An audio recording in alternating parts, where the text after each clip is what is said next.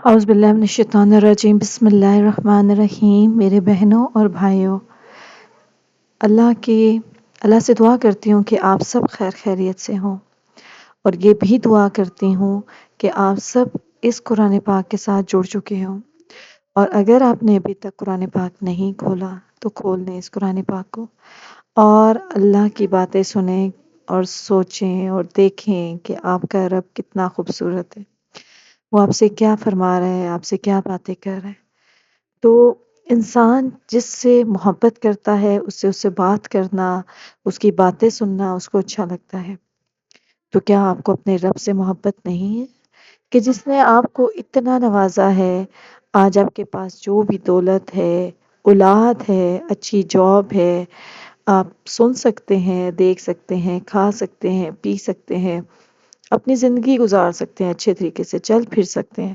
تو دیکھیں یہ کتنی نعمتیں ہیں، یہ تو وہ صرف نعمتیں ہیں جو بظاہر میں ہم لوگ جو نظر آ رہی ہیں۔ اس کے علاوہ آپ دیکھیں کہ آپ چھوٹی سے چھوٹی نعمت کو بھی اگر آپ سوچنا شروع کریں گے تو میرے خیال سے وہ کہتے ہیں نا کہ پھر تم کس کس چیز کا شکر ادا کرو گے۔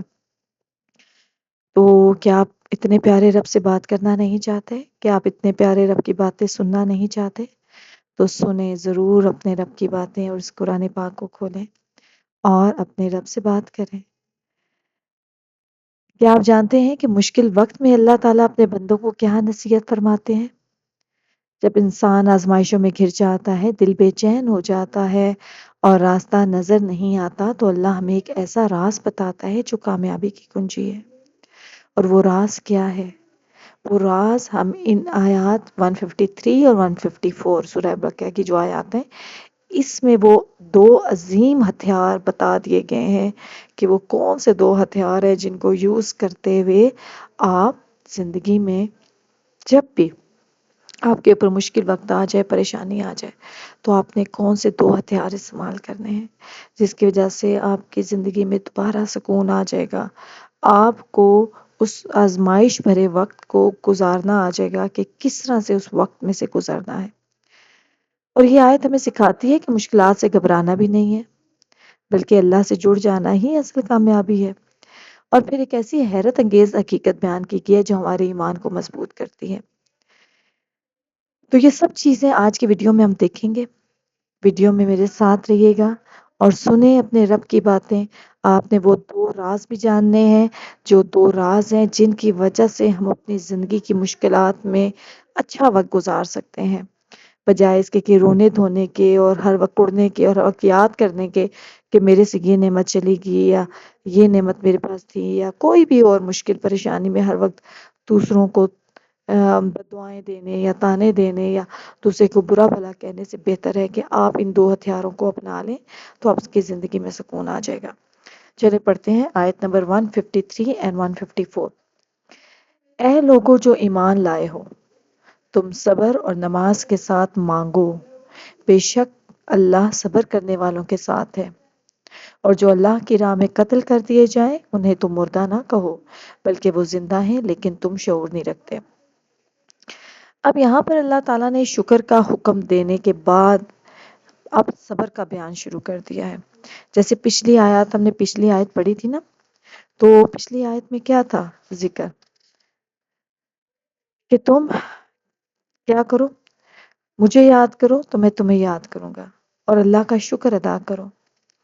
اور یہاں پہ اب شکر کا حکم دینے کے بعد اللہ تعالیٰ صبر کا بیان شروع کر رہے ہیں، اور رہنمائی فرما رہے ہیں کہ صبر اور نماز کے ساتھ مدد حاصل کیا کرو، کیونکہ بندہ یا تو حالت نعمت میں ہوتا ہے نا اور اس کا شکر ادا کرتا ہے، یا پھر حالت ابتلا آزمائش میں ہوتا ہے اور وہ صبر کرتا ہے۔ جیسے کہ حدیث میں بھی آیا ہے کہ مومن کا معاملہ انتہائی تعجب خیز ہے، اللہ تعالیٰ اس کے متعلق جو بھی فیصلہ فرمائے وہ اس کے حق میں بہتر ہی ہوتا ہے۔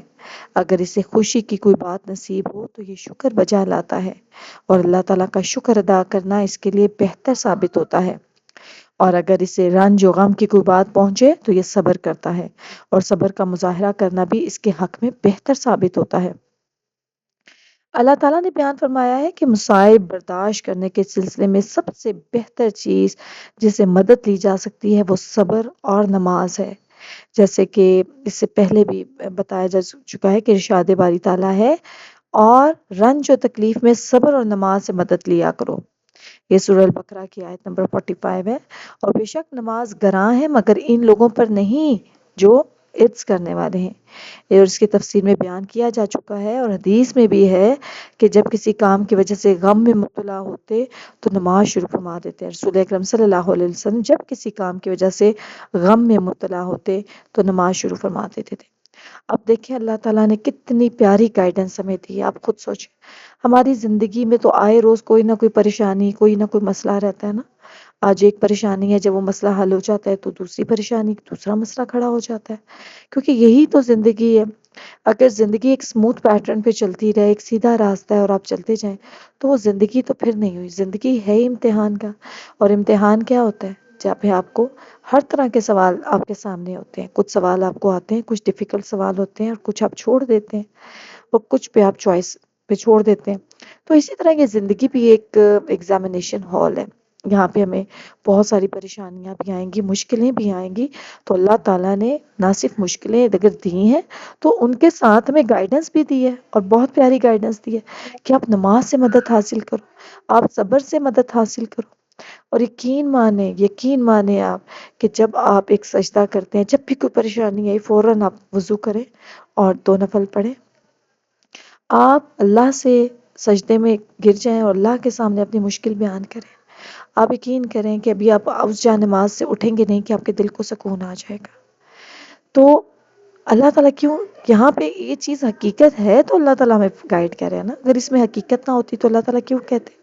تو اللہ تعالیٰ ہمیں کہنا چاہ رہے ہیں کہ تم لوگ نماز اور صبر سے مدد حاصل کرو۔ تو مدد حاصل کرنے کے لیے بجائے اس کے کہ آپ ادھر ادھر دیکھیں، لوگوں کی طرف جانے کے لیے کوشش کریں کہ ہم اس سے مدد لیں، ادھر اس سے مدد لیں، آپ نے اپنی زندگی میں یہ 2 طریقے اپنانے ہیں۔ جیسے کوئی مشکل، کوئی پریشانی چاہے چھوٹی یا بڑی آئی ہے، فوراً وضو کریں، نماز پڑھیں۔ نماز کا اگر پڑھ چکے ہیں نفل پڑھیں، اللہ سے رجوع کریں، اللہ سے مدد مانگے، اللہ سے بات کریں اور صبر کریں۔ پہلی بات، آپ نے چیخنا پکارنا اور لوگوں کی طرف نہیں بھاگنا ہے۔ اور کیونکہ جیسے کیا ہوتا ہے کہ جیسے کوئی پریشانی آتی ہے، کوئی مشکل وقت آتا ہے تو ہم منہ سے ہر طرح کی بات نکالتے ہیں، وہیں پہ صبر کرنا ہے۔ ایسا نہیں ہے کہ سب کچھ کرنے کے بعد، الٹی سیدھی باتیں کرنے کے بعد، رونے دھونے کے بعد پھر صبر کرنا ہے۔ پھر تو انسان کی ایک نیچر ہے کہ وہ جتنا چیختا چلاتا اور اپنے دل کی بھڑاس نکال لیتا ہے تو اس کو صبر آ جاتا ہے۔ اصل صبر یہ ہے کہ اس وقت آپ نے اپنے آپ کو کیا رکھنا ہے؟ کمپوزڈ رکھنا ہے، اپنے آپ کو خاموش رہنا ہے اور اللہ کی طرف رجوع کرنا ہے، اللہ سے مدد مانگنی ہے، صرف اللہ کی طرف آپ نے رجوع کرنا ہے۔ اب صبر کیا ہے؟ صبر کی 2 قسمیں ہیں۔ آپ کو پتہ ہے صبر کی کتنی قسمیں ہیں؟ صبر کی 2 قسمیں ہیں۔ ایک کیا ہوتا ہے کہ حرام اور گناہ کے کاموں کے ترک پر صبر کیا جائے، یعنی آپ غلط کام کوئی کہہ رہے ہیں، حرام کام یا گناہ کا کام کر رہے ہیں تو آپ صبر کریں، اس کو چھوڑ دیں، جو کہ بہت مشکل ہوتا ہے، لیکن آپ اللہ سے مدد مانگے، اللہ تعالیٰ ضرور آپ کو طاقت دے گا۔ اور دوسرا ہے کہ اطاعت و قرب و الہی کے کاموں کے سر انجام دینے میں صبر کا مظاہرہ کیا جائے، یعنی جب اللہ تعالیٰ نے جو آپ کو کام کرنے کہے ہیں، ظاہر ہے اس میں کچھ مشکل بھی ہوگی، جو آپ کی جو نفس ہے اس کو گراں گزرے گا، لیکن اس پہ بھی آپ نے صبر کرنا ہے۔ تو ان میں سے اس دوسری قسم کے صبر پر زیادہ ثواب ملتا ہے، کیونکہ اصل مقصود یہی ہے۔ جبکہ صبر کی ایک تیسری قسم بھی ہے، وہ کیا ہے کہ مصائب اور مشکلات پر صبر کیا جائے۔ یہ صبر بھی واجب ہے، جس طرح گناہوں سے استغفار واجب ہے، جیسا کہ عبد الرحمن بن زید بن اسلم کہتے ہیں کہ صبر کی 2 قسمیں ہیں۔ ایک تو یہ ہے کہ اللہ تعالیٰ کے لیے صبر کر کے اس چیز کو اختیار کیا جائے جو اسے پسند ہو، ٹھیک ہے، یعنی کہ اللہ تعالیٰ کی خاطر جو اس کو پسند ہے وہ کام کیا جائے، خواہ وہ نفوس اور ابدان پر، یعنی چاہے وہ ہمیں اچھا بھی نہ بھی لگتا ہو، لیکن اللہ کی رضا کے لیے ہم وہ کام کریں۔ اور دوسرا یہ کہ اللہ ہی کے لیے اس چیز سے صبر کیا جائے جو اسے ناپسند ہو، یعنی اللہ کے لیے کسی چیز کو اپنایا جائے اور اللہ کی خاطر کسی چیز کو چھوڑ دیا جائے۔ ماشاء اللہ کتنی خوبصورت بات ہے نا۔ خواہ خواہشات نفس اس کا تقاضا ہی کیوں نہ کرے۔ جو شخص صبر کی ان دونوں صورتوں کو اختیار کرے گا، اس کا شمار ان سب، اب دیکھیں، اب میں آپ کو یہ جو ہم نے صبر کی قسمیں پڑھی ہیں نا، اب ان کا اجر دیکھیں ذرا، ایک دفعہ دیکھیں تو صحیح اس کا اجر کیا ہے۔ کہتے ہیں کہ ان کا شمار ان صبر کرنے والوں میں ہوگا جنہیں اللہ تعالیٰ سلام کہے گا۔ سبحان اللہ۔ تو کیا آپ نہیں چاہتے کہ آپ کا رب آپ کو سلام کہے؟ تو صبر کریں۔ اس کے بعد جو اگلی آیت ہے نا 154، اس میں اللہ تعالیٰ کیا کہتے ہیں؟ شہداء، شہید کا رتبہ بتا رہے ہیں. اور جو لوگ اللہ کی راہ میں مارے جائیں ان کی نسبت یہ نہ کہنا کہ وہ مرے ہوئے ہیں، وہ مردہ نہیں ہے بلکہ زندہ ہیں. اللہ تعالیٰ ہمیں بتا رہا ہے کہ شہداء اپنی برزخ میں زندہ ہیں اور انہیں رزق بھی دیا جاتا ہے. یعنی کہ وہ ہمیں بظاہر لگتا ہے کہ وہ دنیا سے چلے گئے ہیں اور وہ مردہ ہیں، لیکن وہ مردہ، اللہ تعالیٰ کہتے ہیں کہ ان کو مردہ نہ کہو، وہ زندہ ہیں، بلکہ ان کو باقاعدہ رزق بھی دیا جاتا ہے. اب جیسے ایک حدیث ہے صحیح مسلم میں کہ شہداء کی جو روحیں، بہت پیاری حدیث ہے، اس کو سنیں آپ ذرا. شہداء کی روحیں سبز رنگ کے پرندوں کے قالبوں میں ہوتی ہیں اور جنت میں جہاں سے چاہتی ہیں کھاتی پیتی ہیں، پھر عرش کے نیچے لٹکی ہوئی قندیلوں کے پاس آ کر بیٹھ جاتی ہیں. اور جب بھی ان کا پروردگار ان کی طرف دیکھتا ہے اور فرماتا ہے کیا تم کچھ چاہتے ہو، وہ عرض کرتے ہیں ہم کیا چاہیں، جبکہ ہم تو جنت میں جہاں سے چاہتے ہیں کھاتے پیتے ہیں. اللہ تعالیٰ شہداء سے 3 دفعہ یہی پوچھتا ہے. پھر جب وہ شہداء تصور کرتے ہیں کہ سوال کیے بغیر انہیں نہیں چھوڑا جائے گا تو وہ کہتے ہیں اے ہمارے پالنہار، یعنی کہ اے ہمارے پالنے والے، ہم چاہتے ہیں کہ تو ہماری روحوں کو ہمارے جسموں میں لوٹا دے تاکہ ہمیں ایک بار پھر تیرے رستے میں شہید کر دیے جائے. پھر جب اللہ تعالیٰ دیکھتا ہے شہداء کو کسی اور شے کی ضرورت نہیں تو انہیں چھوڑ دیا جاتا ہے. ایک حدیث میں ہے جسے امام احمد نے امام شافعی سے، اور انہوں نے امام مالک سے، اور انہوں نے امام زہری سے، اور انہوں نے عبد الرحمن بن کعب بن مالک سے، اور انہوں نے اپنے والد حضرت کعب بن مالک رضی اللہ عنہ سے روایت کیا ہے کہ رسول اکرم صلی اللہ علیہ وآلہ وسلم نے فرمایا ہے کہ بلا شبہ مومن کی روح ایک ایسا پرندہ ہے جو جنت کے درختوں سے پھل کھاتا رہتا ہے حتیٰ کہ قیامت کے دن اللہ تعالیٰ اسے اس کے جسم میں لوٹا دے گا. سبحان اللہ. یہ حدیث اس بات کی دلیل ہے کہ عام مومن بھی برزخ میں زندہ ہے. گو عزت و شرف و تکریم و تعظیم کے طور پر قرآن مجید میں شہداء کا بطور خاص ذکر کیا گیا ہے. کتنا پیارا ایک درجہ ہے جو شہداء کو دیا جا رہا ہے. سبحان اللہ. اب ہم دیکھتے ہیں کہ یہ جو آیات ہم نے پڑھی ہیں 153 154، ان سے ہمارے لیے کیا سبق ہے، ہم نے سیکھنا کیا ہے. تو سب سے پہلی بات کہ صبر ہی کامیابی کی کنجی ہے. صبر سے ہی سب کچھ حاصل ہوگا. چیخنے چلانے، رونے دھونے اور الٹا سیدھا ہم جو منہ سے باتیں نکالیں گے، زبان کو غلط استعمال کریں گے، ہمیں اس سے کچھ نہیں ملے گا. اصل جو کنجی کامیابی کی ہے وہ صبر ہی ہے. نماز سے اللہ کی مدد حاصل ہوتی ہے. یہ دوسرا سبق ہے جو ہم نے لیا ہے کہ اللہ کی مدد کس سے حاصل ہوتی ہے؟ نماز سے اور صبر سے بھی. اور سب سے خوبصورت بات ہے کہ اللہ صبر کرنے والوں کے ساتھ ہے. کیا آپ چاہتے ہیں کہ اللہ آپ کے ساتھ ہو؟ تو صبر کریں. یہ بہت بڑی خوشخبری ہے کہ لوگ صبر کرتے ہیں. اللہ خود ان کے ساتھ ہوتا ہے، یعنی اس کی مدد، رحمت اور برکت ان کے شامل حال ہوتی ہے. اب شہادت کا عظیم مقام بھی ہے کہ جو لوگ اللہ کی راہ میں جان دیتے ہیں وہ حقیقت میں مردہ نہیں ہوتے بلکہ اللہ کے نزدیک زندہ ہوتے ہیں. اور یہ میں آخرت پر یقین اور قربانی کی اہمیت سکھاتا ہے. پھر ہے کہ ظاہری آنکھ سب کچھ نہیں دیکھ سکتی. ہم ہر حقیقت کو اپنی آنکھوں سے نہیں سمجھ سکتے. کچھ حقیقتیں ایمان سے جانی جاتی ہیں. اب یہ کہ مشکلات میں ایمان کا امتحان ہوتا ہے. یہ آیت ہمیں یاد دلاتی ہے کہ آزمائشیں زندگی کا حصہ ہیں اور انہی کے ذریعے اللہ ہمارے ایمان کو مضبوط کرتا ہے. تو کیا ہے دوستو، میرے بہنوں بھائیوں، ان 2 آیات کا خلاصہ کیا ہے؟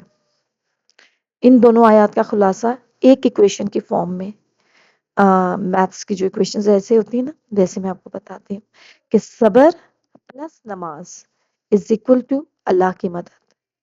کتنا پیارا فارمولا آج آپ کو میں نے بتایا ہے. اللہ کی مدد از اکول ٹو صبر پلس نماز. تو آپ اس فارمولے کو ہم اپنی زندگی میں اپلائی کرنا ہے کیونکہ یہی سبق ہم نے ان آیات سے سیکھا ہے. اور جو اللہ کی راہ میں قربانی دیتا ہے وہ ہمیشہ کے لیے کامیاب ہو جاتا ہے.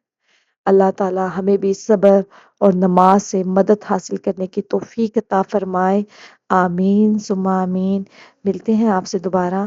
السلام علیکم ورحمۃ اللہ وبرکاتہ.